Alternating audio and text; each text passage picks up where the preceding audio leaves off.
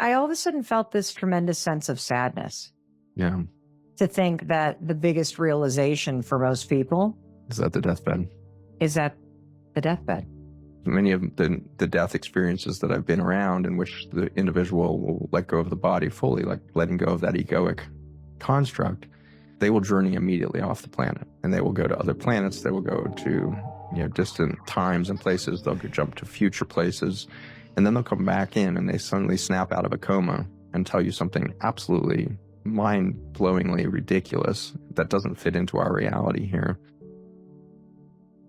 Holy cow. If you've ever been with somebody as they are passing on, They're whole. There's basically bookends of the human experience that everybody's going to have. They're going to come in whole and they're going to leave whole. if I think about my own experience of my life, there are those moments. Like one that comes to mind is thinking about being at the bottom of the aisle on my wedding day. And I looked straight down the aisle and Chris turned and he flashed this like huge smile. And it was that same experience of wholeness. And that's where the near-death experience is a gift. You can actually feel what it feels like to be whole. Hey, it's your friend Mel. And there's been a topic that's been coming up a lot in my life lately. And it's not exactly the lightest topic. So I was thinking, should we even talk about this? But the theme just keeps coming up. So I decided to pay attention to it and lean in because everything that happens to you in your life is teaching you something. Your relationships, your mistakes, your wins, the things that trigger you and just get you so mad, all teachers. And perhaps one of the most impactful teachers is death. It's a natural part of life. And lately, it's been everywhere. I mean, just yesterday, my daughter was at a funeral for somebody who died so suddenly. Just a few days ago, I was talking to our other daughter who lives out in Los Angeles, and she was mentioning all these natural disasters in California that have been in the news and how much it scared her. And I said, well, why is it scaring you? And she said, well, what happens if something happens and I die? My mother-in-law, she's been coughing a lot, like a lot. And it's been going on for almost 2 years. And she keeps and says, oh, it's nothing. We all want her to get a scan. Why? Because we're afraid. We're afraid she might have something that's undiagnosed and might be dying. And in just a few hours, I'm hopping on a plane to fly to Nashville and give a speech. And it's, one of those little planes. And as much as I love flying, I don't know about you, but I can never get on a plane and not have the thought of my death cross my mind. And I'm not afraid of dying anymore because I've gotten to the point in my life where I'm so proud of all the things that I've accomplished and changed in my life. And I'm also so proud of the person that I have worked so hard to become, the amends that I've made. But whenever I do think about death, I feel an overwhelming sense of sadness because I just don't want to miss out on more of my life. And so as it just kind of keeps coming up, I thought, well, why don't you and I lean into this and talk about it together? And so I've reached out to a world-renowned expert who is so incredibly wise and comforting and profound. He also happens to be a triple board certified medical doctor who has spent a lot of his career with people at the end of their lives. And he is here today to share the wisdom and the lessons from what he calls the science of the soul, which is how to let death, the fear and regrets of people dying, near-death experiences profoundly shape your life. Dr. Zach Bush, welcome to the Mel Robbins podcast. Thanks for jumping on a plane from Colombia and flying here. It's a pleasure. Can you tell the person listening what they might experience in terms of their life changing if they take to heart everything that you're about to share with them today? It's going to change absolutely everything in your life. And that's going to be everything that is expressed through your being, which might be relationships, it might be jobs, it might be your different roles you're playing in your communities, it might be your spiritual practices, your religious worldview. And I think that That'll be an interesting place to go on the podcast, perhaps, as we start thinking about death and dying. The only place we actually experience it oftentimes is in that last few breaths where we're suddenly like, oh my gosh, the whole thing was not a chase. Wow. I all of a sudden felt this tremendous sense of sadness Yeah. to think that the biggest realization for most people Is that the deathbed? is at the deathbed. Over and over. You have spent so much time in your work with people who are either at the end of their life or who are dying or who pass on. You have witnessed countless near-death experiences, and you have so much wisdom to teach us. Have you ever had a near-death experience? I hesitate to call it near death just because I was actually unharmed. I think I didn't have an injury per se, but What happened? this was in 2010. So I'd been in academia in all my trainings and practices and ultimately in faculty and all that at the University of Virginia after my training at the University of Colorado. So 17 years of just this very inside the box Western medical mindset. Here's the drugs that are going to save the world. Here's the disease. Here's the drug. All of that paradigm. I was developing chemotherapy and I was using vitamin A compounds to kill cancer. And so that was my world. And I found myself very depressed during those last few years as I started to watch the pharmaceutical companies placing blocking patents to keep these drugs from getting to market. And that was the beginning of a journey into kind of the unfortunate reality that we actually have a healthcare system that's really dominated by the need to manage disease instead of cure or heal. And so that was a pretty dark situation. I was in a couple $100,000 of school debt. My kids were, heading towards college soon. I was, I had no money, no savings account. I was working paycheck to paycheck. I was getting paid $70,000 a year in a university setting as a faculty member, a doctor, 2 sports specialties. And so I was just like trapped. I was financially trapped. I was energetically, emotionally trapped. And in that depression, I started just calling out, for help, I think, to the universe of like, show me the other path, because this is a dead end and I can't figure out my way out of here. I worked too long to become the expert that I am. I can't imagine what I would do next. I can't spend, any more money. I need to start making money, but I don't know how to make money. And then a day came where the universe answered, and I just got this huge amount of information into my experience of like this huge path that I was here to embark on. And I felt amazing. I was like plugged into the universe for the first time in my adult life, I think. And I just felt all of this clarity and all these things. And a couple of weeks later, we had the largest snowstorm in Virginia. And I've never told this story on a podcast, so I'm not sure how this is going to go. But we had a huge snowstorm, and I heat my home that I built with my family and kids. It's a log home in the woods of Virginia, and I heat it by firewood. And so I went out to chop a bunch of firewood in the morning before I went to the hospital. And so I was working in the dark, like 5 a.m, and chopping wood, carrying an armful of wood. I slipped and fell, and a piece of wood separated my ribs on the left, which is kind of a tearing of all the muscles between the ribs. So it was just a lot of chest pain. Nothing was broken, but it was just pain. And so I finished working and got all that wood in there. And then I come back to the vehicle, which I'd borrowed my brother's 4-wheel drive because this massive snowstorm had been forecast. And so we had 22 inches of snow. I grew up in Boulder, Colorado, used to driving in snow, no problem. But snow's half an inch in Virginia, nobody drives. But you've also now got a hair between 2 ribs thanks to the firewood that like just basically lodged itself into your side.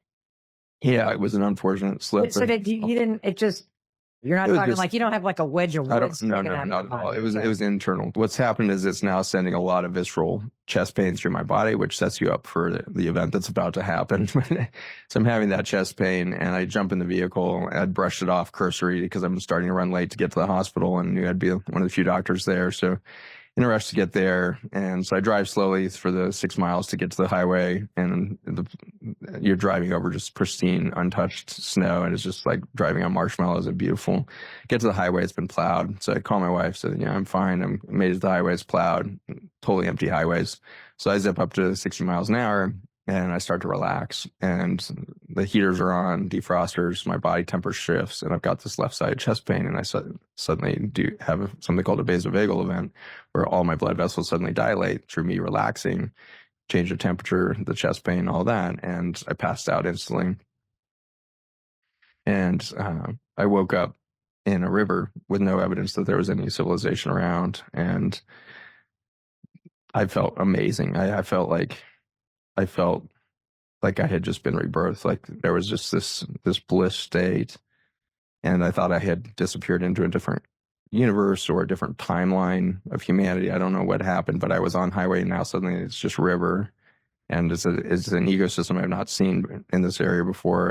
It just looks different. And there's 20 inches of snow. And my first thought was like, wow, I just didn't picture snow in heaven. Like that's a lot of shoveling for eternity, it seems like. So I was just having this funny moment of like, not what I pictured, but it was beautiful. Sun was filtering through, and it was just overwhelmingly white and peaceful. And you were just you, no car, no nothing. I'm in the car in a river. Yeah. I look down in my lap, and my cell phone's sitting there, and time's sitting right on it. I pull up my last call. So it'd been 7 minutes that I had been out, which is a very long time for a vasovagal event. It's usually a couple seconds. And so I don't know what happened during that time, and it's not very important, but I experienced for a moment what I'd seen my patients do, which is felt myself for the first time as an adult or as a young child. I hadn't probably been in that state since I was, 2 or a little bit before. The lack of fear, guilt, and shame, the lack of any sense of I'm incomplete, to the sense of I am here in this new universe, and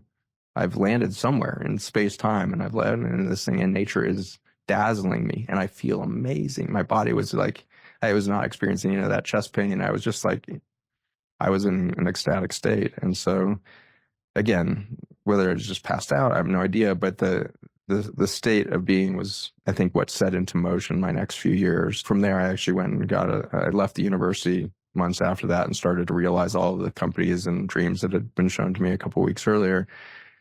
And in that journey, I got a third subspecialty in hospice and palliative care. And so I was running a nutrition center for reversing chronic disease through food as my kind of part of realizing my dream. But to pay the bills, because I wasn't making any money in clinic, I was working as a part-time medical director for a hospice. And in that, I was admitting 80 patients a week to die. And when you do that for 4 years, that adds up to a lot of death and dying. And I had this new anchor point of, I remember what it feels like to be without fear, guilt, and shame in my body. I remember the elation of being whole for a moment.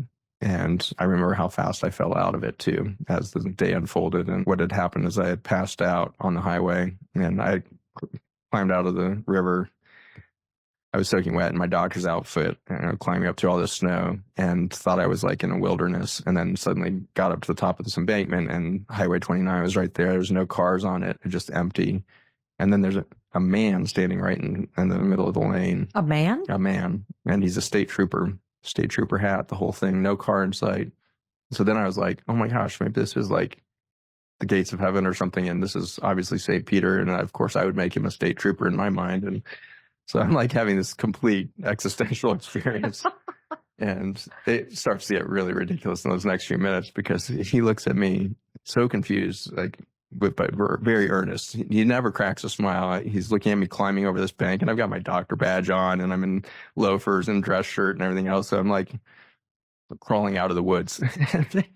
He's staring at me, and he's like, son, how did you get here?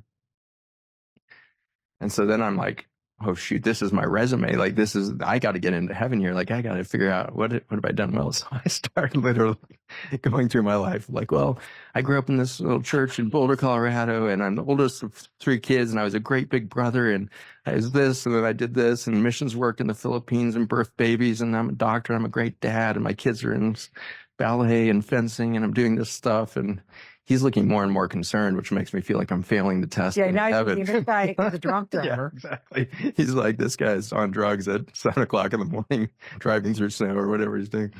At any rate, long story short, he finally stops me. He says, son, how did you physically get here? And so I just got really angry all of a sudden, because I was at the end of my wits. I was just like, how the hell did you get here physically? And he, to his credit, then suddenly burst out laughing. He's like, that probably looks confusing as well. And he says, my patrol car's down around the corner of the highway. He said, I got a call on my radio that somebody got off the highway and I was looking for you. And how did you get here? And I said, well, my vehicle's down in that river. I don't know how I got there. He's like, well, let me show you what I just saw. And so he takes me back around the corner of the highway, and you can see where my vehicle drifted off the highway at 60 miles an hour and jumped a 6-foot embankment of snow that had plowed over the guardrails. and the vehicle had dropped about 30 feet off this cliffside and then landed on two wheels and drove for about maybe 30 meters and then settled onto four wheels on this steep embankment. Drives nearly a quarter mile around the corner on this embankment, finds the only break in the trees, takes a 90-degree turn, drives down into the river without touching a tree. And that's where I woke up. And so when he showed me that, I started to get this overwhelming experience of like, I just had an experience that was outside of my physical plane. There's something happened to me that can't be logicked, and I was an extremely logical human being. Like I wanted to understand everything I was seeing all of the time. That's what made me a great scientist and doctor and everything else, And this was just something that was so outside of the mental constructs that I could put nothing together for this. And it was exactly what I needed. I needed an experience that was so radically outside of my human mind that it would lead to a deeper state of surrender to my path, whatever was going to happen next. I love that the trooper showed you the accident. And here's why. When you described your car drifting off, jumping a 30-foot embankment, landing on two wheels, then driving a quarter of a mile, then taking a 90-degree turn through two trees that it missed and ending up in a river, and you were largely unscathed but left with a profound near-death experience that changed your entire life. And you do strike me as somebody who is extraordinarily smart and logical, that you needed the universe to deliver something unexplainable to wake you up to the reality that there's something bigger going on, and you're going to be the one to figure it out. I wish I could say I was that easy to teach, but the universe was about to see how stubborn my human mind was. And so they actually managed to lift that vehicle out of the river by its back bumper with two tow trucks on different sides of the river. And so the vehicle was suspended 100 feet in the air and came across back onto the highway and set down on its front bumper. The state trooper pushed on the roof just slightly, and it just like started to tip down onto its wheels. They lowered it down onto the four wheels. I got in, started up. There wasn't a scratch on the car, not a scratch on me. You drove to the hospital after that? Drove to the hospital. So again, this is a situation where nothing is running in the town, so I knew it would be more time. And by this time, it had been 45 minutes, and I needed to get to the hospital quick. And I was fine. I was like unharmed, feeling actually amazing in my body and my spirit. And so I drove and worked a 12-hour day, saw 700 patients that day, just like we only had like 6 doctors running the entire medicine floors. And so it was a busy, busy day. Got home that night. And by that night, I had already gotten disconnected from the experience. And so I was already back in my mind because I thrust myself right back in, got to do everything, got to save the world, duty, responsibility. This is what makes me valuable as a human being, is I can go and work my ass off in a hospital. And so by the end of the day, I'd already lost touch with it. And so here's probably one of the most important events of my life. And it only took 12 hours in the hospital to disconnect me from that event. So I went home that night. I hadn't told my wife much of what had gone on. I just didn't want her to worry. So I got home, told her that night, and fell asleep like 11. And the phone rings at 6 a.m. And I pick it up, and this is Lieutenant so-and-so. I'm looking for Dr. Bush. I'm like, oh, this must be the accident yesterday. Yeah, this is Zach Bush. He's like, we need you in Haiti, Port-au-Prince Bay in 6 hours. And I was like, wait, who are you? This is Lieutenant so-and-so from the U.S. Navy, and we've got you on the top of our list for large-scale emergency relief. There was just a huge earthquake in Haiti, and we're sending the Navy ship Comfort into the bay right now. We need you on that ship to run a hospital ward. I was like, I'm not in the Navy, but I had trained a couple years earlier and deployed a large group for emergency relief for Katrina, which had happened down in New Orleans. So that had ended me up on some Navy list somehow.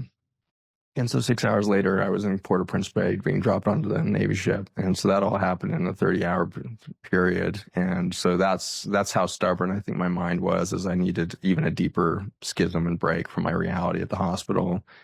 And I worked on that Navy ship for a couple of weeks and took care of 780 women that had been crushed in that earthquake that became quite famous. But I needed to see all of that. And so the universe, in a very short period of time, took me out of my mental constructs and challenged me with a whole bunch of new realities that, again, just once I came back from that, I couldn't reintegrate into my previous belief system. What are some of the biggest takeaways and lessons that you've learned from being around so many near-death experiences, from having a very profound one, which you've just described, from witnessing so many people that have died in two natural disasters, and as your work as a hospice doctor, what are some of the biggest takeaways that you have that you wish people who are living, anybody that can hear this, would know?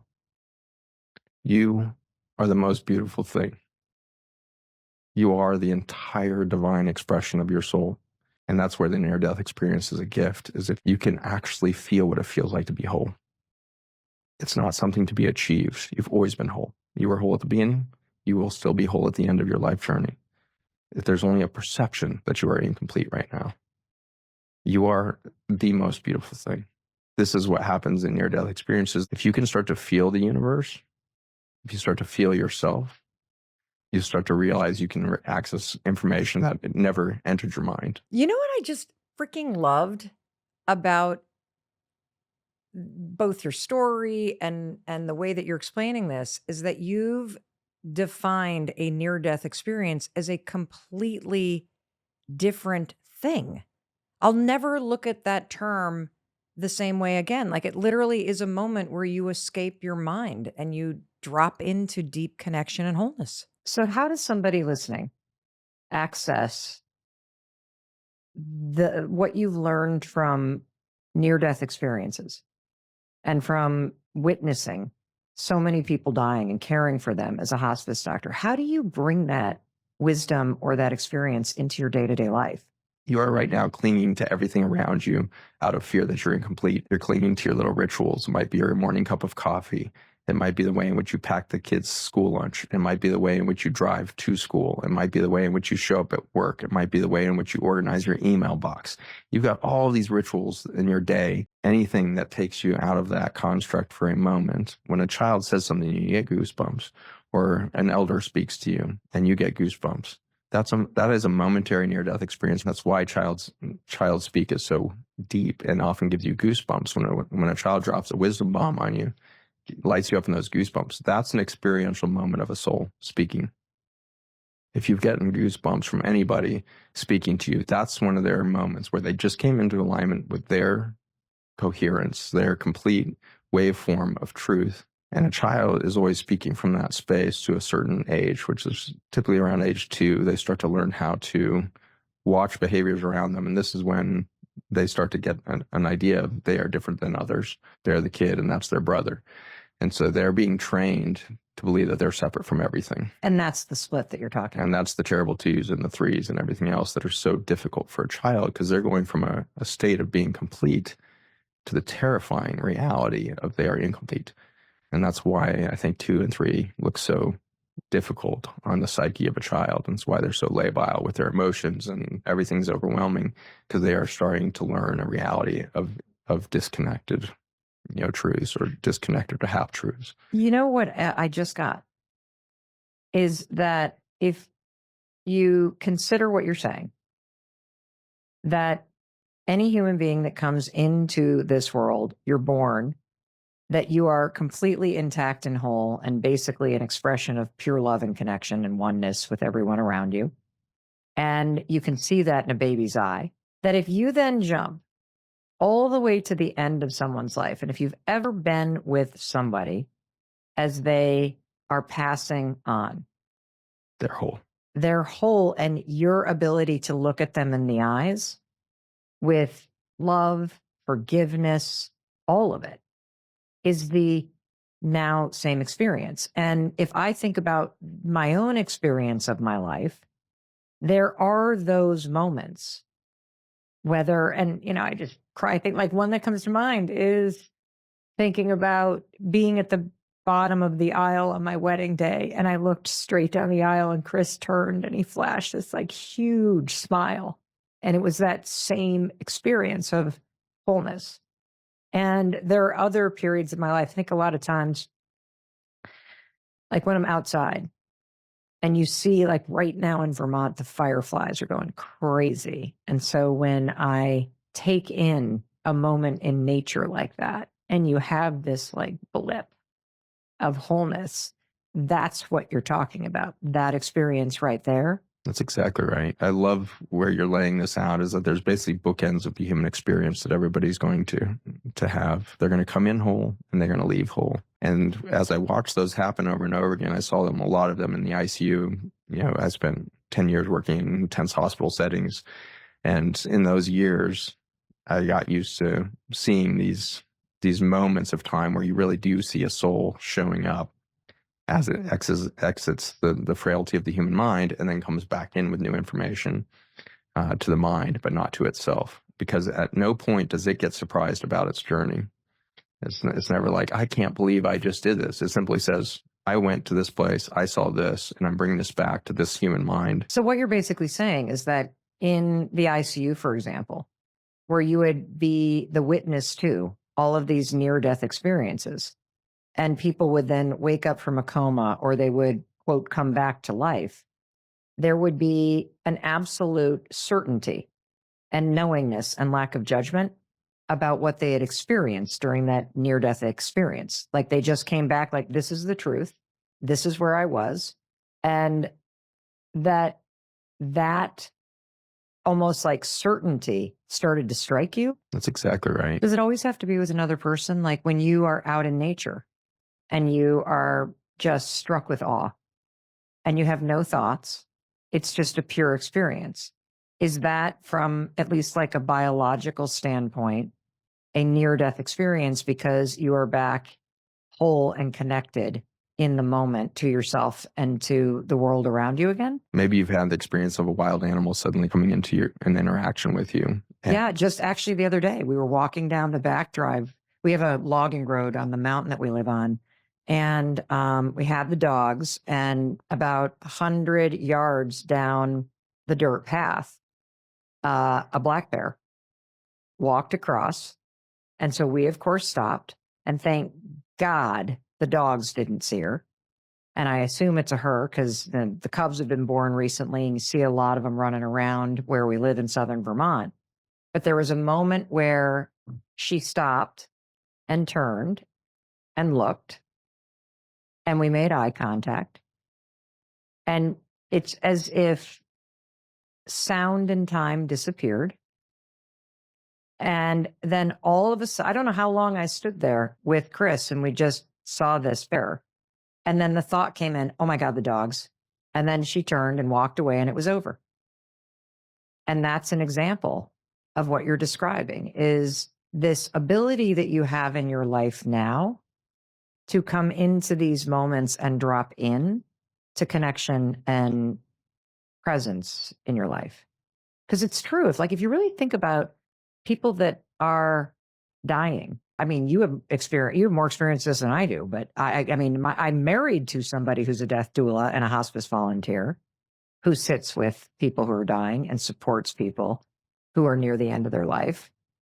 And I always wonder, are people scared? Are they afraid?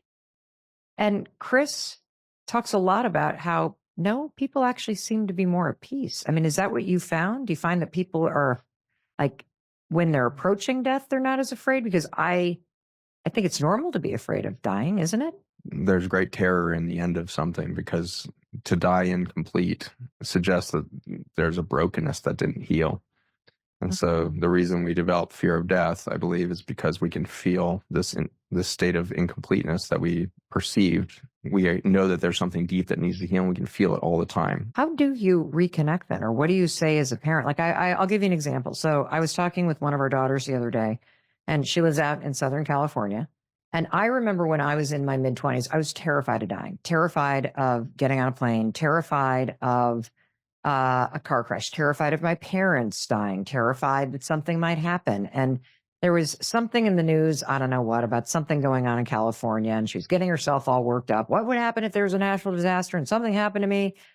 And I said, well, you would die. And she said, yeah, but I don't want it. And I said, but once you're dead, doesn't matter. And worrying, like I was very pragmatic about it. And I realized upon reflection, Dr. Zach, that I was terrified of dying probably up until about 6 years ago. What happened? Well, what happened is I got my shit together Yeah. and I worked on myself and I went to therapy and I started pursuing work that was meaningful. And I worked very hard to get reconnected to myself so that I was proud of the person and that I am and how I was acting. And I felt a sense of meaning in the way that I was spending my time. And I had faced a lot of the things from my past or cleaned up behaviors or made amends along the way of doing work for 5 to 10 years. I'm just trying to be a happier person, trying to Mhm. not hate myself so much that I was on a plane one day. I'll never forget this. I remember the moment like it was yesterday because I used to be terrified of flying. I had so many rituals before I would get on a plane to make sure it would not go down. I would literally get to the airport and I would be on edge the whole time. And when I got to the waiting area, I'd be scanning the area looking, okay, is there a baby getting on the plane? Okay, good. Is there anybody in the military? Okay, good. Is there anybody in a wheelchair? Okay, good. Is there anybody that is a person of, like spiritual? Okay, good. Oh, do the pilots have the military style haircuts? Okay, great. Because I would then say, oh, all these people, if they're getting on the plane, God, the universe not going to let this sucker go down. And then I would get on the plane and then I would start bargaining with myself as if I have any control about what's going on. All right, once the seatbelt goes in, you can start breathing. Then when we take off and we get past that point where they then ding the bell, like all of this active crazy making in my brain over something I can't control. And that was my life. And a number of years ago, I was on the right side of the plane. I was right up against the window because I remember looking out the window and it dawned on me. I hadn't done any of that stuff before I got on this plane. And it dawned on me that I wasn't nervous at all.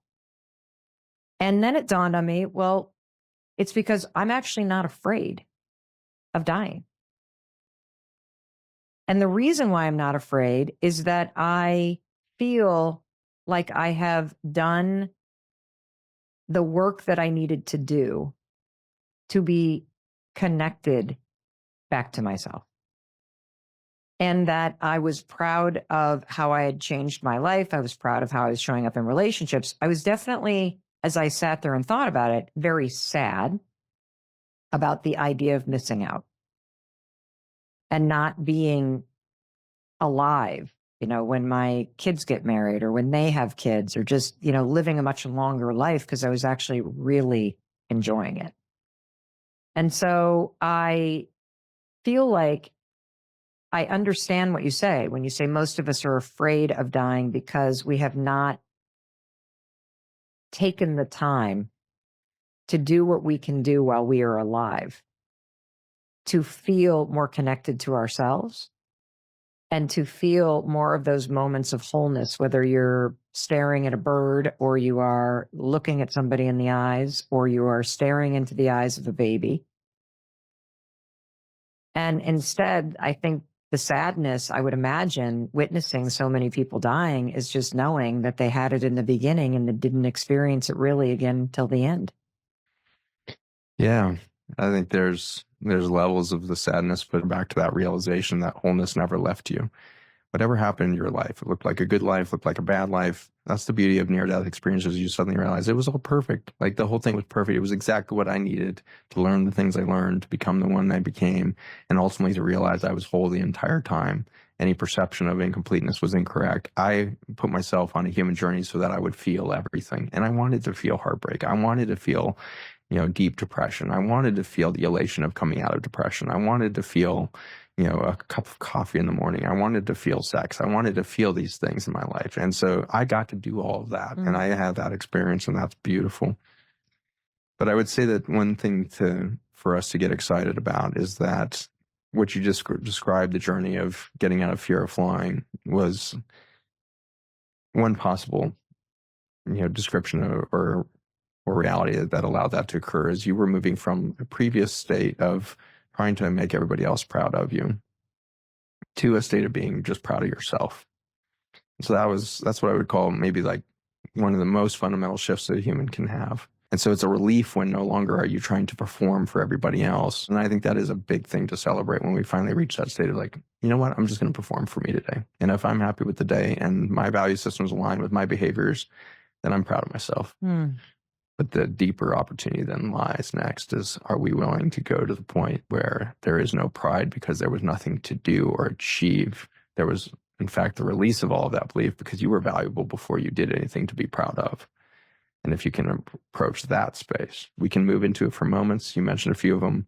Breath work, I think, is a powerful way to do this. I think your husband, Chris, is training in holotropic breath work right now for his death doula stuff probably, but super potent thing. There's many traditions coming out of India, Africa, South America, North American original peoples all over the world had some form of breath work. And there was some sort of chant, dance, storytelling at the fire, all of these putting people into wholeness. And so we act as we do because we lost these mechanisms of near-death experiences moment by moment, day by day. Reminding you of who you are at your core. Before you do anything. Yes. Before anything is performed for yourself or for others, before pride can enter the equation, because you realize you were the whole beauty of the divine the moment you took your first breath, and you were whole at that moment. And you will be the same at the end of life when you've been in a coma for 6 months and you've done nothing. And yet the divine state there is whole.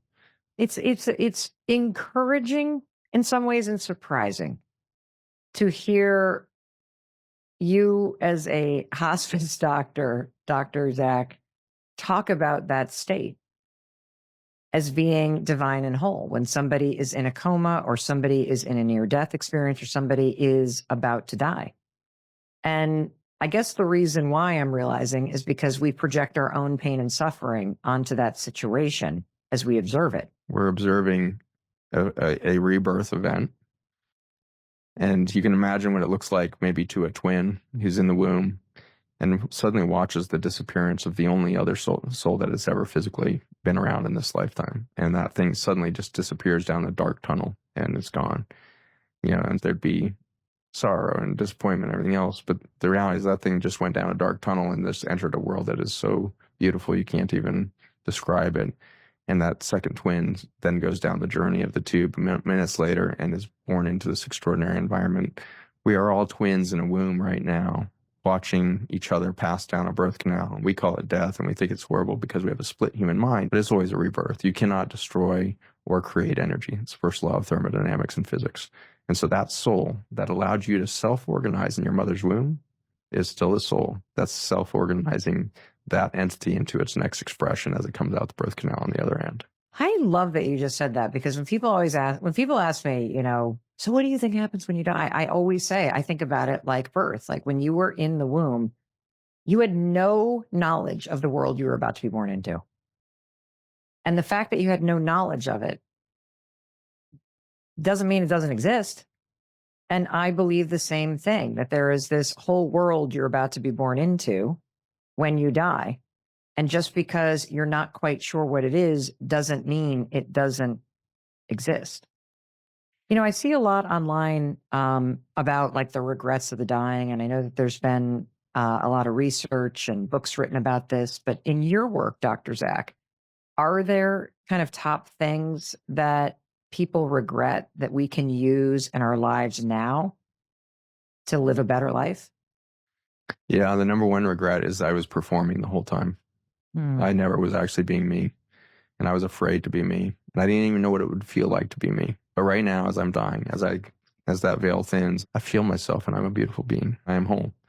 And so really, the regret is, wow, if I'd just known I was whole the whole time, and hadn't had to do all the performance, and had been able to taste the cup of coffee for what it really is, instead of perceive it for everything that it's not. If you were to leave the person listening with one message, what would it be? The deep dysfunction of relationship that we have on the planet right now is we are trying to find somebody else that will make us feel good about ourselves. And more than that, we are looking to another person to help us feel complete.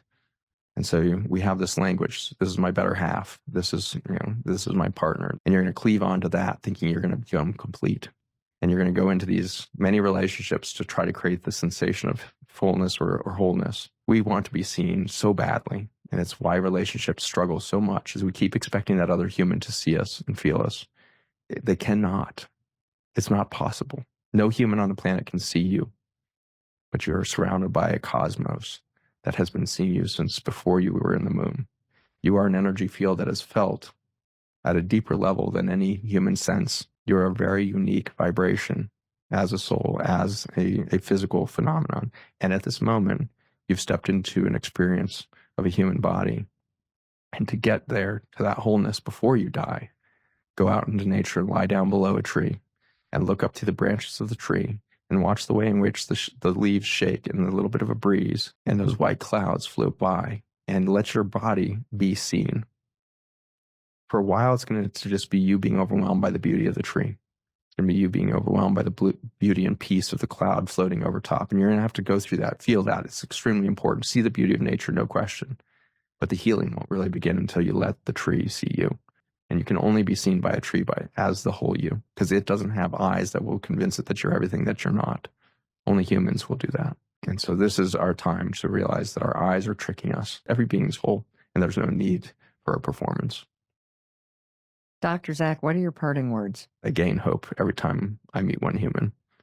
And so I would encourage all of you to meet yourself, because you can ultimately be your own tree as well, through breath work, through the cold plunge, through your treks outside in nature. Take yourself into those experiences. And so I hope that one of you falls deeply in love with your state as a being that is whole at every step of life. And as soon as you do, we will all follow you into a very beautiful reality. Amazing parting words, Dr. Zach. Wow. Thank you. It's a pleasure. Thank you. And I want to make sure that I also thank you. Thank you for being here with me and Dr. Zach. And in case nobody else tells you, I wanted to be sure to tell you that I love you. And I can tell Dr. Zach does too. Mm-hmm. Each of you are in a very unique moment. So you are here on purpose, and you are equipped with everything you need for the journey. You need nothing from me. You are already complete. I hope that this whole thing was basically a tuning fork to remind you and let you feel what it feels like to already be a complete symphony in and of yourself. We are tuned together on purpose, and we all came in to play right now. You got everything you need. You heard him. Go play, and I'll talk to you in a few days. And for you sitting here watching with me on YouTube, I just want to say, please share this with somebody. Don't just sit and watch. Please do something. And take a minute and subscribe to this channel, because it's really a way that you can support me in bringing you new videos every single day. And I'm sure you're looking for something really inspiring to watch, to really move you. So I want you to check out this video next.